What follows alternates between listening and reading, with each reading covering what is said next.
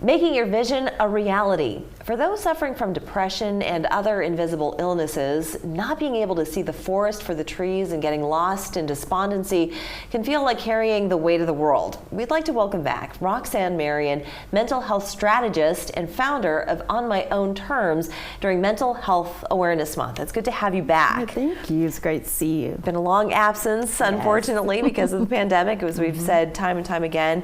But now what we're kind of focusing on are those moments that we could actually step outside of ourselves to help others. Correct. So can we start there? Yes. Yeah, tell us more about this. First, this actually happened to me. I was at a job fair, and lots of employers there, went to all these employers and started to make my way back to the parking garage. And I have multiple sclerosis. So I felt my legs getting weaker and weaker. So I was just going to sit, take my time, rest, and get my feet back under me. And I sat there for a while. There had to be like 75 to 100 people who passed me. And no one stopped. But I actually didn't even think anything of it. But at that time, there was a man that approached me, and he was a Marine recruiter.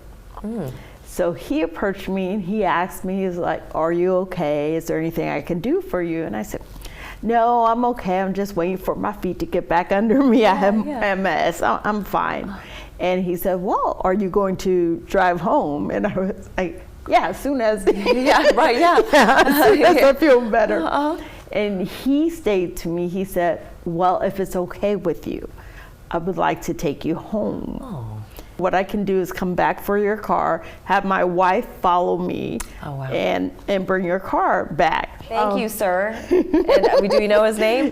Brett. Brett. Thank you, Brett. Brett and Molly, and they actually ended up being a part of my life for a long time. They took me to the hospital, and they were just there all of the time.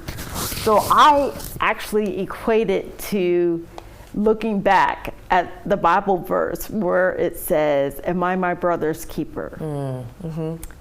And we remember Cain and Abel, and when God asked Cain, "Where's your brother?" And he was like, "Am I my brother's keeper?" As if to say, it's not my problem. Right, exactly. That's kind of the approach that a lot of people take to other people and things happening around us. And this brings us to, so you've held wellness workshops, you deal with mental illness and mental health, those invisible diseases as we talked about earlier.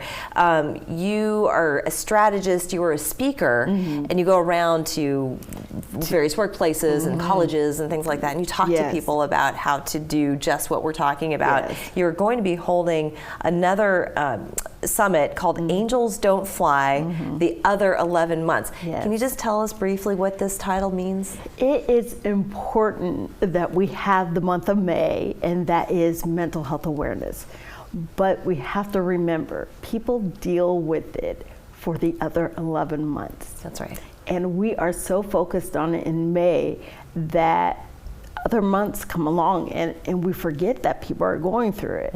And so you're going to be teaching just various ways in which people can reach out to one another. Also how to accept help, I would imagine. Because there's a lot of people who are just kind of keeping the world at arm's length because they've been so scarred through life. This is happening Saturday, May 21st at 10 a.m. to 2 p.m. The location is still to be determined.